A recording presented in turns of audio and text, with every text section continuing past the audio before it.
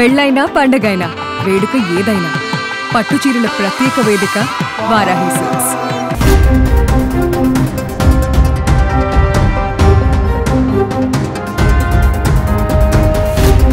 అది ఎన్ని కోట్ల వరకు దోపిడీ జరుగుండొచ్చు భాను ప్రకాష్ గారు? అంటే అమెరికన్ డాలర్ సింగిల్ నోట్ 100 ఉంటుంది డినామినేషన్. అట్లాంటివి 112 నోట్లు దొంగలిచ్చారు. ఆస్తుల విలువ ఎంత తెలుసా? Register value 1,40,00,000 register value. Market value దాదాపు కోట్ల పైన. ఆ రోజు ఉన్నటువంటి టీటీడీలో కొందరు అధికారుల దగ్గర నుంచి ఆడేపల్లి ప్యాలెస్ లో కొందరు అధికారుల వరకు పరకామణిలో పంపకాలు జరిగాయని చెప్పి భక్తులు ఆరోపిస్తున్నారు. కానీ వీళ్ళు వెళ్ళేటప్పుడు చెక్ చేయరా అండి? నాకు అనుమానం ఉంది, ఇది రవికుమార్తో పాటు ఒక ముఠా మారి ఉందేమో నాకు అనుమానం. నా తల నరికినా సరే నా మొండెం పోయి అక్కడ జరుగుతున్నట్టు అవినీతిని అడ్డుకుంటుంది. Hi hello, welcome to Suman TV. నేను మీ రోషన్. కొన్ని కోట్ల మంది కలియుగ ప్రత్యక్ష దైవంలా భావించే వెంకటేశ్వర స్వామి ఖజానాపై కన్నేసిన కొంతమంది ప్రముఖులు అనకూడదు, పాపిస్టులు అని చెప్పుకోవాలి. సో అలాంటి వారి మీద యుద్ధం చేస్తున్న బీజేపీ సీనియర్ నాయకుడు, TTD board member Bhanu Prakash గారు మనతో పాటు ఉన్నారు. ఆయనతో మాట్లాడదాం. నమస్తే భాను ప్రకాష్ గారు. నమస్తే గోవింద. సో పరకామణి ఈ పేరు వినగానే చాలా మందికి ఒక పవిత్రత. ప్రతి ఒక్కళ్ళం కూడా దేవదర్శనం అయిపోయిన తర్వాత అది చూసుకుంటూ వెళ్తాం. ఆ గ్లాస్ డోర్లో నుంచి ఎంత అదృష్టం అక్కడ ఉన్న వ్యక్తులకి. అంటే దేవుడు ఉండిలో వేసిన డబ్బు దేవుడికే సొంతం, ఇంకా ఆయన ప్రాపర్టీ అది. అలాంటి డబ్బులన్నీ అక్కడ కింద పోసి ఉంటుంది. అందరూ దాన్ని, వాళ్ళు కూడా చాలా నిష్టగా దాన్ని లెక్క పెడుతూ ఉంటారు. మనందరం కాసేపు చూస్తూ ఉంటూ వెళ్తూ ఉంటాం. అలాంటి పరకామణిలో కాళ్ళ కింద, పంచెల లోపల చెప్పాలంటే కొన్ని ప్రైవేట్ పార్ట్స్లలో కూడా కొన్ని డైమండ్స్ అంటున్నారు, బంగారాలు అంటున్నారు, డబ్బులు అంటున్నారు, రకరకాలుగా దోపిడీ కొనసాగింది. ఆ దోపిడీ మీద మీరు ఇప్పుడు యుద్ధం చేస్తున్నారు. అసలు ఏంటి, ఎప్పుడు కనిపెట్టారు? ఎందుకంటే ఆ వీడియోలు కూడా డిలీట్ చేయడం జరిగింది టీటీడీలో. అది తర్వాత బయటకు వచ్చినాయి ఆ వీడియోస్ కూడా, అవి నేను చూపిస్తాను మళ్ళీ. ఏంటి యుద్ధం ఎంతవరకు వచ్చింది? అఖిలాండ కోటి బ్రహ్మాండ నాయకుడు, కలియుగ ప్రత్యక్ష దైవం, కోట్లాది మంది హిందువులకు ఆరాధ్య దైవమైనటువంటి వెంకటేశ్వర స్వామి. ఆ క్షేత్రం పవిత్రమైనటువంటి క్షేత్రం. మన పురాణాలు ఏం చెప్తున్నాయంటే, వెంకటాద్రి సమస్థానం బ్రహ్మాండే నాస్తికించిన వెంకటేశ సమోదేవో నభూతో న భవిష్యతి అంటారు. అంటే వెంకటేశ్వర స్వామి క్షేత్రంతో సరిసమానటువంటి క్షేత్రం కానీ, ఆ దేవదేవుడితో సరిసమానటువంటి దేవదేవుడు కానీ ఈ విశ్వంలోనే లేదని చెప్పి మనకు వరాహ పురాణం, పద్మ పురాణం చెప్తాంది. అలాంటి క్షేత్రంలో కలియుగ ప్రత్యక్ష దైవం ఆయన.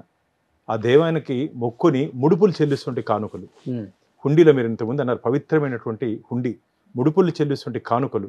అసలు అక్కడ ఒక ప్రత్యేకత ఉంది. నిలువు దోపిడీ అంటారు. అంటే ఏదన్నా మాతృమూర్తులకి ఏదైనా ఇంట్లో ఆపద, భర్తకో బిడ్డకో ఎవరికైనా ఆపదొస్తే ఆడవాళ్ళు మొత్తం వేసేస్తారు. ఆపదొస్తే స్వామివారికి మొక్కుంటారు, స్వామి నేను నిలువు దోపిడీ ఇస్తానని. నిలువు దోపిడీ అంటే అర్థం ఏం తెలుసా? వారికి చూకున్నటువంటి చౌపోగులు కానీ, ముక్కుకుండే ముక్కు పొడకు కానీ, ఒంటి మీద గాజులు కానీ, మంగళసూత్రంతో పాటు మాతృమూర్తులు ఎంతో పవిత్రంగా భావించే మంగళసూత్రాన్ని కూడా పసుపు తాడు కట్టుకునేస్తే మంగళసూత్రాన్ని కూడా హుండీలో సమర్పించే సాంప్రదాయం అక్కడ ఉంది. అంత పవిత్రమైన హుండీలో నుంచి పరకామణికి కౌంటింగ్ పోతుంది. ఆ పరకామణిలో దొంగతనం చేసిన వ్యక్తుల్ని మీరు సుమనన్న మీరైతే ఏం చేస్తారు చెప్పండి? మీ వ్యక్తిగత మీరైతే అధికారి అయితే ఏం చేస్తారు చెప్పండి? వారి మీద చర్యలు తీసుకుంటారు కదా. చట్టరీత్యా చట్ట పరిధిలో ఎఫ్ఐఆర్ నమోదు చేసి through proper channel, through proceed కోర్టుకి పంపించి కోర్టు ద్వారా వాళ్ళని శిక్ష పడేంత వరకు ఒక అధికారికి మీరు చర్యలు తీసుకుంటారు కదా. కానీ పూర్తిగా ప్రొసీజర్ ల్యాబ్స్. మనమేమి గాలి మాట్లాడట్లా, ఆధారాలతో మాట్లాడుతున్నాను నేను. ఇది వచ్చి విజిలెన్స్ రిపోర్ట్. పరకామణిలో రవికుమార్ని పట్టుకున్న తర్వాత టీటీడీ విజిలెన్స్ అఫీషియల్ రిపోర్ట్ ఇది. దీంట్లో ఏం రాశారో తెలుసా? పేజ్ నెంబర్ 2లో పోలీస్ అధికారుల నుంచి తీవ్ర ఒత్తిడి వచ్చిన కారణంగా మేము ఈ కేసుని రోక్ అదాలత్లో రాజీకి పోయాము అన్నారు. ఓకే, ఇంతకుముందు చెప్పారు. విశ్వానికే అధిపతి ఆయన మీద ఒత్తిడి తెచ్చే అధికారి ఎవరు? తెచ్చినట్టు అధికారి ఎవరన్నా? పోలీసులు పెత్తనం ఎవరు? రాజీ బొమ్మని చెప్పిన అంత ధైర్యం ఎవరికి ఏంటన్నా? మీ ద్వారా నేను అడుగుతున్నా, సుమన్ టీవీ ద్వారా నేను అడుగుతున్నా అప్పటి నుండి ప్రభుత్వ పెద్దల్ని, రెండు టీటీడీ అధికారులని. ఎవరయ్యా పోలీస్ అధికారులు? వెంకటేశ్వర స్వామి దగ్గరికి ఇన్ఫ్లుయెన్స్ చేసి రాజీ బొమ్మని చెప్పి వాడు ఎవడో చెప్తే లోక్ అదాలత్. ఇది ఒక్కసారి హుండీలో పడిపోతే అది వెంకటేశ్వరం ప్రాపర్టీ, స్వామి ప్రాపర్టీని, స్వామి సొత్తుని వాడు దొంగలిస్తే వాడి దగ్గర నుంచి కొంతమంది గజ దొంగ దొంగలించుకున్నారు.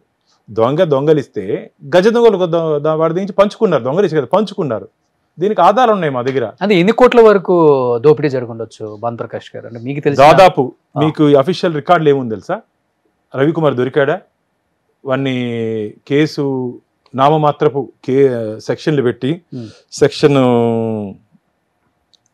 379 ఐపీసీ సెక్షన్ 388 పెట్టారు.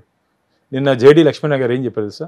409 పెట్టాలంటే దీనిపైన 10 ఏళ్ళు శిక్ష పైపలకు పడే అవకాశం ఉంటే సెక్షన్లు పెట్టకుండా ఏదో చెట్టు కింద పంచాయతీ మారిగా చిన్న సెక్షన్లు పెట్టి లోకాతుల్లో రాజీ చేసుకున్నారు. ఎవరు రాజీ చేశారండి?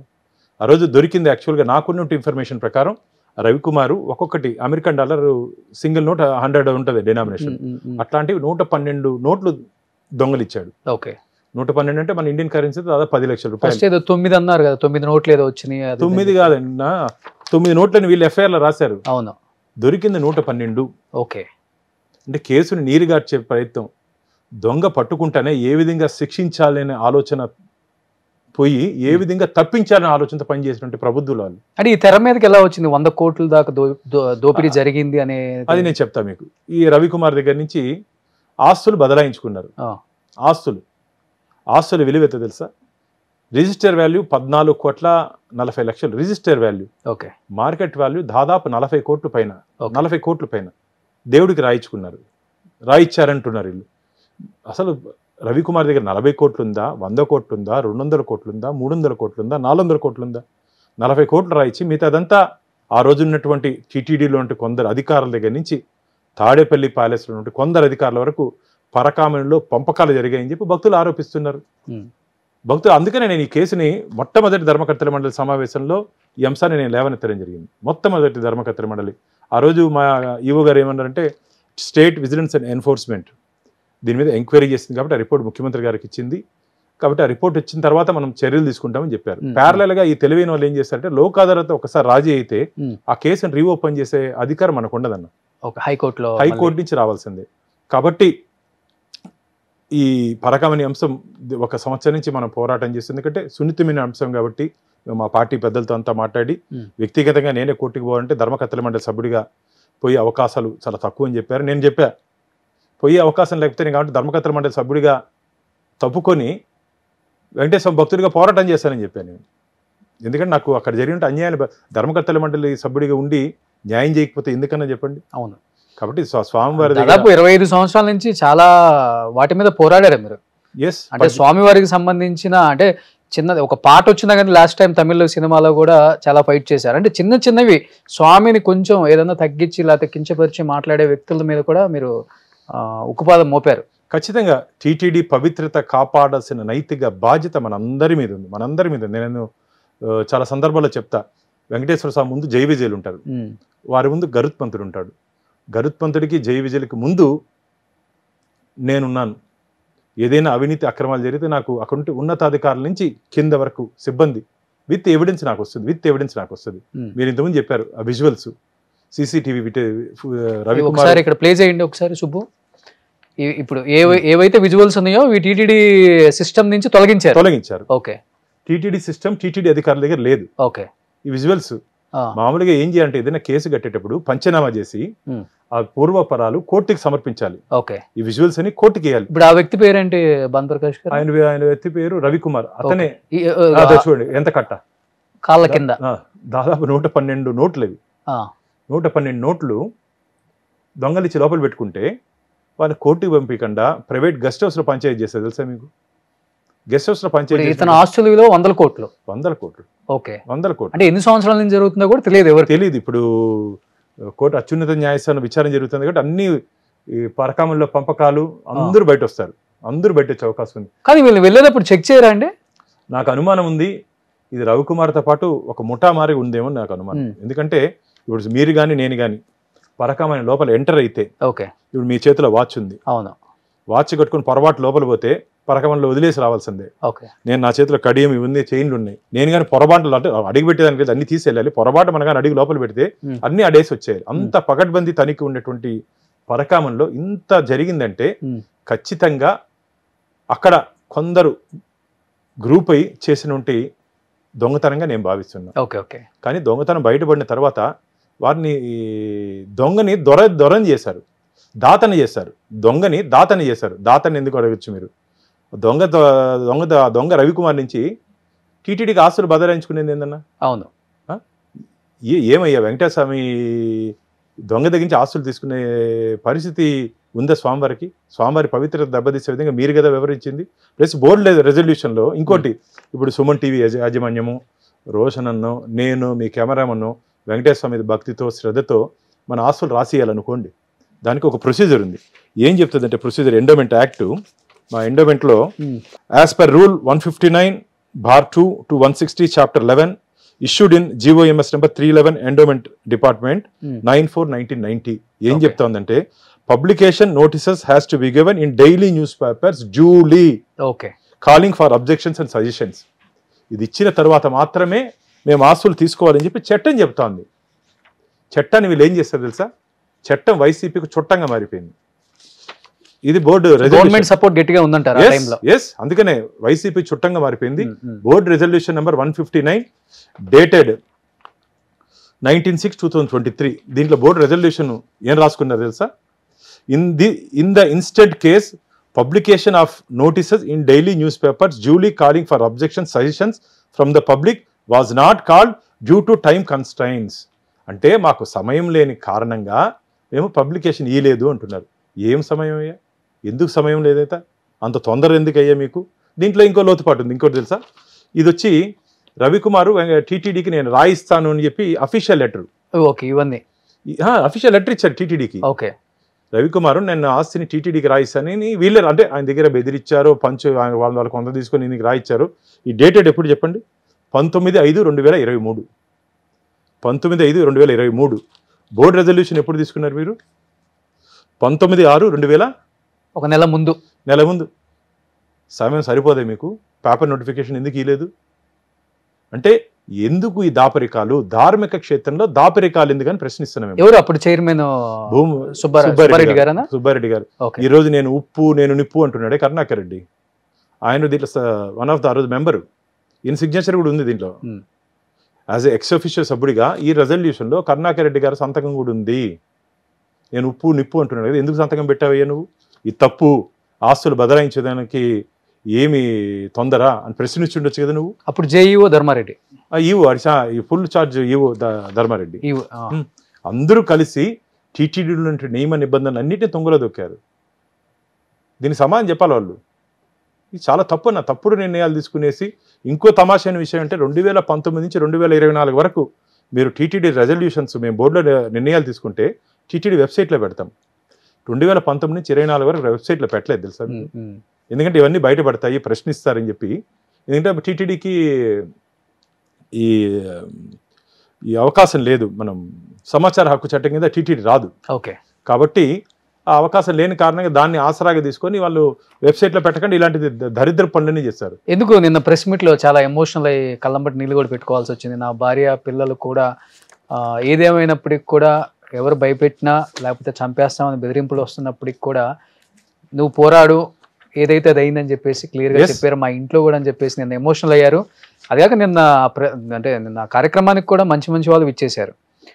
పూర్వ జస్టిస్ కానీ, లేకపోతే మన జేడి నారాయణ గారు, తర్వాత రంగరాజన్ గారు వచ్చారు, ఎల్వి సుబ్రహ్మణ్యం, మాజీ తాళ్ళపాక వంశీకులు రాఘవ గారు, విశ్వ హిందూ పరిషత్ రవి గారు,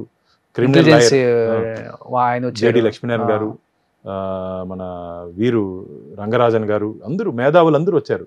ఇప్పుడు నేను భానుప్రకాష్ మాట్లాడితే రాజకీయ కక్ష, భానుకి వ్యక్తిగత స్వార్థం. నాకు వ్యక్తిగత స్వార్థం ఏం లేదు. మీరు ఫ్యామిలీ విషయాలు అవుతారు, నేను పాలసీ విషయం మీద మాట్లాడతాను. అంటే ఎవరైనా చంపేస్తామని బెదిరిస్తున్నారా? ఈ కేసుని వెనక్కి తీసుకో, ఎందుకు ఎమోషనల్ అయ్యారు? కళ్ళమ్మటి నీళ్లు పెట్టుకున్న పరిస్థితుల్లో ఫస్ట్ టైం మిమ్మల్ని చూడటం. అంటే నేను నా రాజకీయ దాదాపు 20 సంవత్సరాలుగా నేను 1990 నుంచి రాజకీయాల్లో ఉన్నా. నేను ఏ రోజు ఒత్తిడికి లోను కాలే, ఏ రోజు ఎవరికి భయపడ్డా. నిన్న కూడా అది భయపడి వచ్చినట్టు కాదు. నిన్న ఏం జరిగిందంటే, ఈయన మీటింగ్ పెడుతున్నాను నేనని చెప్పి తెలిసినటువంటి ఈ దుర్మార్గులు ఆ 10 మంది ఎవరెవరు మీరు ఇంతకుముందు చెప్పారు, ఆ 10 మందికి ఒక వీడియో చేయించారు. వీరు మనిషి దగ్గర ఆ పిల్లి వేశారు చూడండి, శ్రీనివాస్ అని. అతని దగ్గర ఒక వీడియో చేయించి ఆ రవికుమార్ దొంగలిచ్చిన వ్యక్తి భార్య దగ్గర నేను 5 కోట్లు డిమాండ్ చేసినట్టు, ఏది ఈ విషయం బయటకు మాట్లాడుకొని ఉండటానికి 5 కోట్లు మీరు డిమాండ్ చేశారని నా దగ్గర సాక్ష్యాధారం ఉన్నాయని చెప్పి ఆయన దగ్గర విడుదల చేశారు. ఆ వీడియోని వీళ్ళకి పంపించారు. మామూలుగా మేధావులు ఇలా పెద్ద హై ప్రొఫైల్ ఉన్నట్టు రిటైర్డ్ చీఫ్ జస్టిస్లు కానీ, జేడి లక్ష్మీనారాయణ గారు కానీ, సుబ్రహ్మణ్యం గారు ఇట్లా కాంట్రవర్సీలో పోరు. ఒకవేళ ఏదైనా కాంట్రవర్సీ ఉంటే రారండి వాళ్ళు. మనకెందుకు క్లీన్గా ఉండే దగ్గర పోవాలి ఆ ప్లాట్ఫామ్ అని అనుకుంటారు. ఎవరైనా మీరైనా నేనైనా అనుకుంటాం. వాళ్ళకి పంపించి నిన్న సమావేశాన్ని జరగనీయకుండా చేయాలని వాళ్ళ ఆలోచన. కానీ వాళ్ళందరికీ సమాచారం ఇచ్చినప్పటికీ అందరూ ఆ వేదిక మీద వచ్చారు. ఓకే, వాళ్ళందరూ మాట్లాడిన తర్వాత నేను మాట్లాడాను. అప్పుడు నాకు సంతోషం వేసింది. నేను కాదు, నాతో పాటు ఇంతమంది వెంకటేశ్వర స్వామి ఆస్తులు పరిరక్షించేదానికి, ఆ స్వామివారి పవిత్రత కాపాడేదానికి ఇంతమంది ఉన్నారని చెప్పి ఆనందంతో వచ్చినటువంటి ఈ ఆనంద అదే కన్నీళ్ళు అవి. దాన్ని ఒకవేళ మిగతా వాళ్ళు అర్థం చేసుకుంటే నేనైతే భయపడ్డాను. నేను చెప్తున్నా సుమన్ టీవీ ద్వారా ఈ తాటాకు చప్పుళ్ళకి, మీ వీడియోలకి, దీనికి మాటలకి భయపడే వ్యక్తిని కాదు. దాదాపు 20 సంవత్సరాలుగా నేను అక్కడ జరుగుతుంటే అవినీతి అక్రమాల మీద పోరాటం చేస్తున్నా. నా మీద 18 కేసులు పెట్టారు, 1 వారం జైల్లో పెట్టారు. నేను చెప్తున్నా, నా తల నరికినా సరే నా మొండెం పోయి అక్కడ జరుగుతున్నట్టు అవినీతిని అడ్డుకుంటుంది ఖచ్చితంగా. ఎందుకంటే స్వామివారి ఇచ్చినట్టు ప్రాణం ఇది, వెంకటేశ్వర స్వామి పోసినట్టు ప్రాణం, భగవంతుడు పోసినట్టు ప్రాణం. ఆయనకి అన్యాయం జరుగుతుంటే చూసుకుంటూ చేయి కట్టుకొని కూర్చోవాల్సిన అవసరం నాకు లేదు. వాళ్ళు ఏమి చేసినా సరే ఇప్పటికి ఇప్పటికి కూడా వెంకటేశ్వర స్వామి నన్ను ఒక కవచంలా నన్ను కాపాడుతున్నాడు నేను అనుకుంటా. ఎందుకంటే గుండెపోటుని గొడ్డల పోటుకి చేశారు. గుండెపోటుని సొంత బాబాయిని గొడ్డల పోటుకి చేసినట్టు గనులు వాళ్ళు.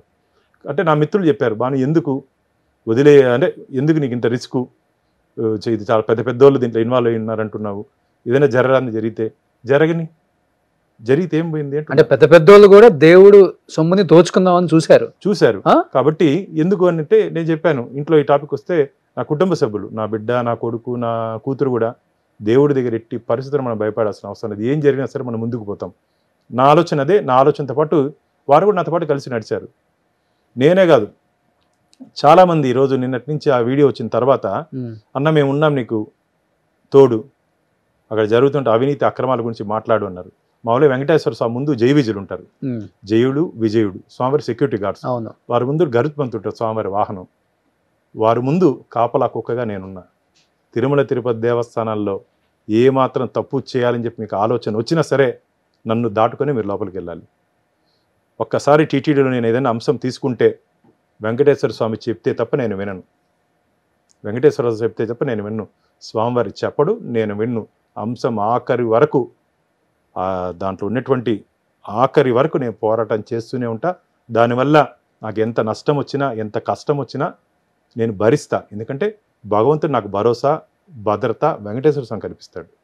కాబట్టి అక్కడ జరుగుతున్న అన్యాయాల మీద ఖచ్చితంగా నేను పోరాటం చేస్తూనే ఉంటా.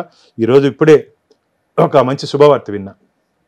అత్యున్నత న్యాయస్థానం హైకోర్టు ఈ పరకామణి అంశం మీద సిబిసిఐడి ఎంక్వైరీకి ఆదేశాలు జారీ చేస్తూ డిసెంబర్ 2వ తేదీ లోపల పూర్తి నివేదిక కోర్టు ముందు పెట్టమని చెప్పి ఆదేశాలు ఇచ్చారని చెప్పి ఇప్పుడే నేను సోషల్ మీడియాలో చూడడం జరిగింది.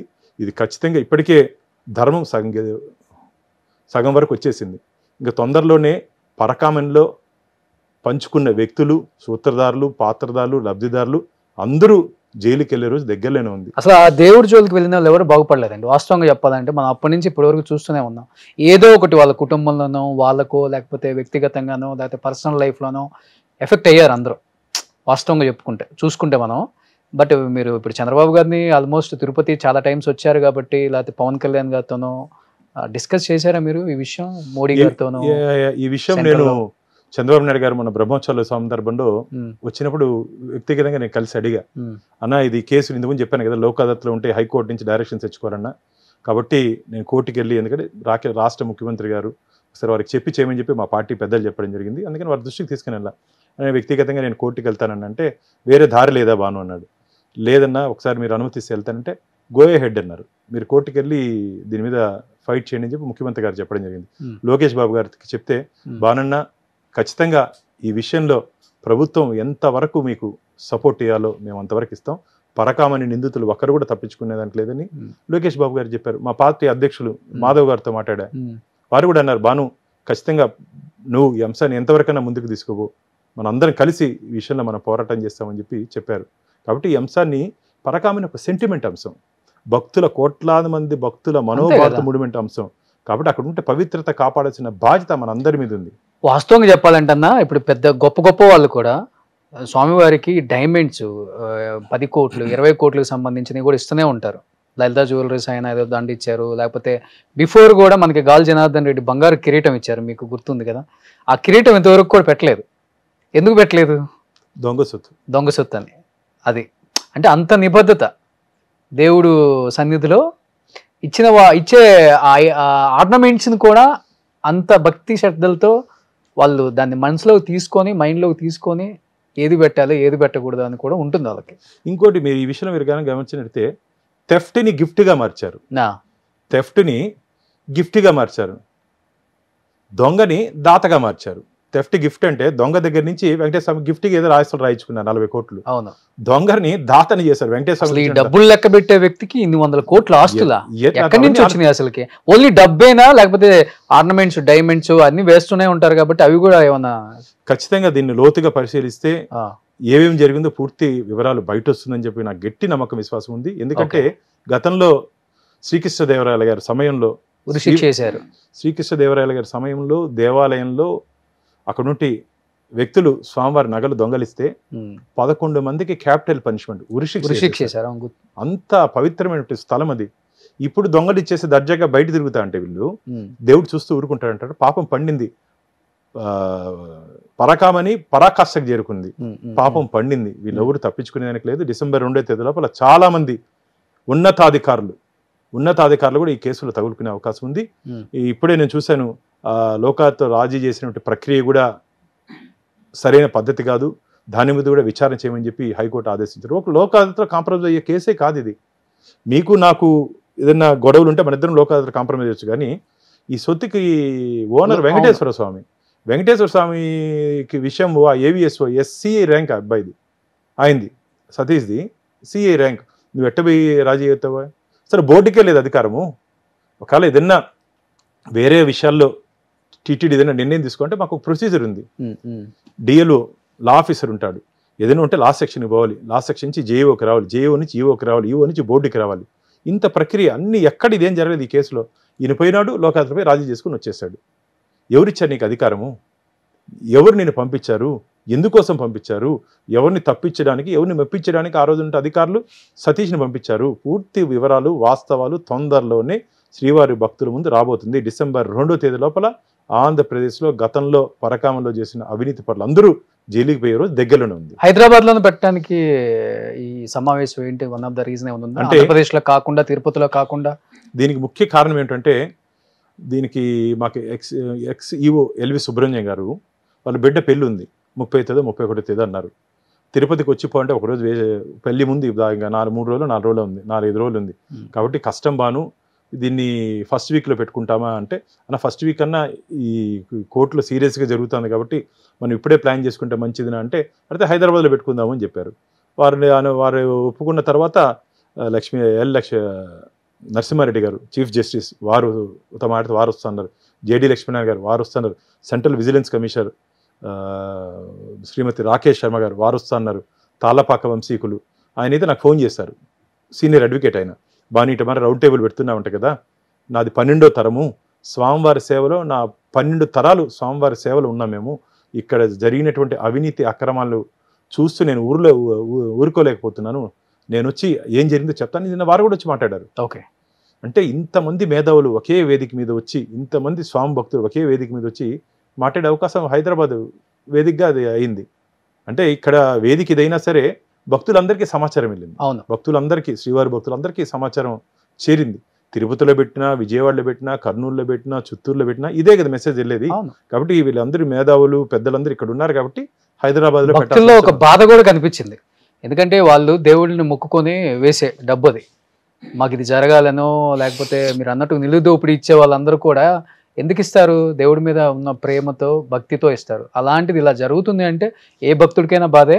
ఈ రాజకీయాలు పక్కన పెడితే భానుప్రకాష్ గారు, మీరు చేస్తున్న ఈ యుద్ధం అనేది ఇలానే ఆగకుండా ముందుకు వెళ్ళాలి.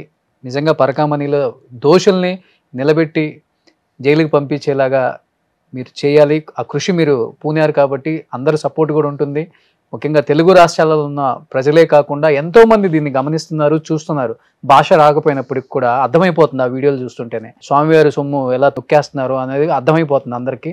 సో మీరు ముందుకు వెళ్ళాలని, ఆ దేవుడు మీకు మంచి ధైర్యాన్ని, శక్తిని ఇవ్వాలని మనస్ఫూర్తిగా నేను కూడా కోరుకుంటున్నాను. అండ్ ఏం చెప్పాలనుకుంటున్నారు లాస్ట్ అండ్ ఫైనల్గా గవర్నమెంట్? నిన్న మీరు చెప్పినట్టు మాటలకి రంగరాజన్ గారు, చిలుకు రంగరాజన్ స్వామివారు అన్నారు, నాకు చాలా సంతోషం వేసింది. భాను అభిమన్యుల్లా నువ్వు ఈ పరాకామణి అంశం కానీ టీటీడీ అంశంలో కానీ నువ్వు పోరాటం చేస్తున్నావు. నువ్వు అర్జునుడు అవ్వాలి, నువ్వు అర్జునుడు అవ్వాలి. నీ చుట్టూరు మేము ఉన్నాం. నిన్ను వచ్చినట్టు మేధావులందరూ నీతో పాటు మేము ఉన్నాం. మన అందరం కలిసి పరకామణి అంశాన్ని ఎవరెవరు తప్పు చేస్తారో అందరినీ బయట పెడతామని చెప్పి స్వామివారు చెప్పినట్టు మాటలను నన్ను కదిలించింది. ఎందుకంటే అభిమన్యుడికి పద్మవ్యూహంలోకి పోయి తగులుకునేది మాత్రం తెలుసు భాను, నువ్వు అర్జునుడి లోపలికి వెళ్ళి బయటకు వస్తావు. కాబట్టి వెంకటేశ్వర స్వామి పట్ల మనం అందరం కలిసి పోరాటం చేస్తున్నావు. నువ్వు ఖచ్చితంగా మనకు దీంట్లో విజయం వస్తుందని చెప్పారు. వారు చెప్పిన 24 గంటల్లోనే హైకోర్టు ఈరోజు సిబిసిఐడికి ఆదేశాలు ఇవ్వడం చాలా సంతోషం వేసింది. భగవంతుడు ఉన్నాడనే దానికి నిదర్శనం ఇది. వెంకటేశ్వర స్వామి కలియుగ ప్రత్యక్ష దైవం. ఆయన దగ్గర తప్పు చేస్తే ఒప్పుకునే ప్రసక్తే లేదు. వెంకటేశ్వర స్వామికి వడ్డీ కాసులుడు అని ఇంకో పేరుంది. సహస్రనామాల్లో వడ్డీ కాసులుడు అని పేరుంది. వడ్డీ కాసులు వాడికి ఇప్పుడు దొంగలిచ్చినట్టు దొంగల దగ్గర నుంచి వడ్డీతో పాటు చెల్లించుకుంటాం. వడ్డీతో పాటు ఎక్కడెక్కడ వాళ్ళ ప్రాపర్టీస్ ఉన్నాయో, ఎవరు రాసుకున్నారో, ఎవరు దాచుకున్నారో అన్నిటినీ సీజ్ చేయించి వెంకటేశ్వర స్వామి పేరు మీద అఫీషియల్గా ఇట్లా దొంగదారిలో కాకుండా అఫీషియల్గా స్వామివారి సొత్తు స్వామివారికి చేరేంత వరకు మా పోరాటం కొనసాగుతుంది.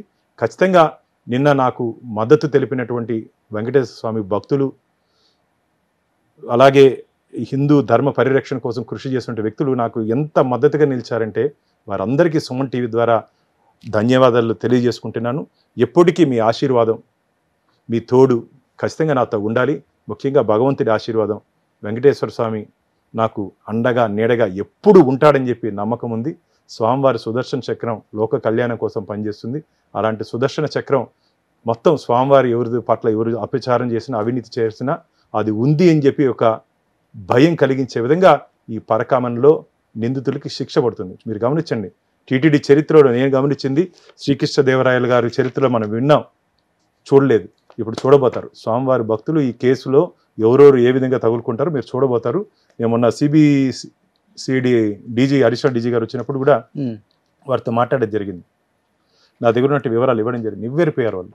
సీనియర్ ఐపీఎస్ అధికారి వారు రవిశంకర్ గారు. ఓకే, అసలు ఏంది బాను టీటీడీలో అసలు ఎట్లా పాసిబుల్ ఇది? వ్యవస్థను మొత్తం వీరు నిర్వీర్యం చేశారు. అధికారం చేతుల్లో ఉంది కదా అని చెప్పి ఇష్టానుసారంగా వారు బాధపడ్డారు. ఏం టీటీడీ లాంటి సంస్థలు ఇంత ధైర్యంగా ఎలా చేస్తారని చెప్పి. ఒక సీనియర్ ఐపీఎస్ అంటే ఇంకా ఆర్డర్స్ అప్పటికి ఈ ప్రక్రియ జరుగుతుంది.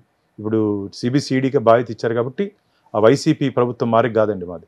వైసీపీ ప్రభుత్వం మీకు ఉదాహరణ దీంట్లో పోలీసుల అధికారి నుంచి తీవ్ర ఒత్తిడి వచ్చిన కారణంగా అని చెప్పాను కదా ఈ పేజీలో. అందుకే నేను చాలా సందర్భాల్లో చెప్పడం జరిగింది. ఆ 2019 నుంచి 2024 వరకు ఆంధ్రప్రదేశ్ రాష్ట్రంలో ఐపీసీ సెక్షన్లు పనిచేయలేదు.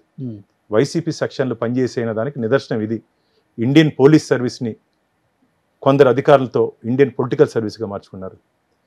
ఇండియన్ అడ్మినిస్ట్రేటివ్ సర్వీస్ని, ఐఏఎస్ని కొందరిని అధికార పార్టీ సర్వీస్గా మార్చుకున్నారు. అందుకనే ఈరోజు చాలామంది నియమ నిబంధనలకు వ్యతిరేకంగా వ్యవహరించినటువంటి అధికారులు వాళ్ళు అనుభవిస్తున్నారు. ఎక్కడున్నారు? జైల్లో ఉన్నారు. అయ్యా, నేను చాలా సందర్భాల్లో చెప్పడం జరిగింది. అయ్యా, మీరు అధికార పక్షాన కాదు, ప్రజల పక్షాన ఉండండి.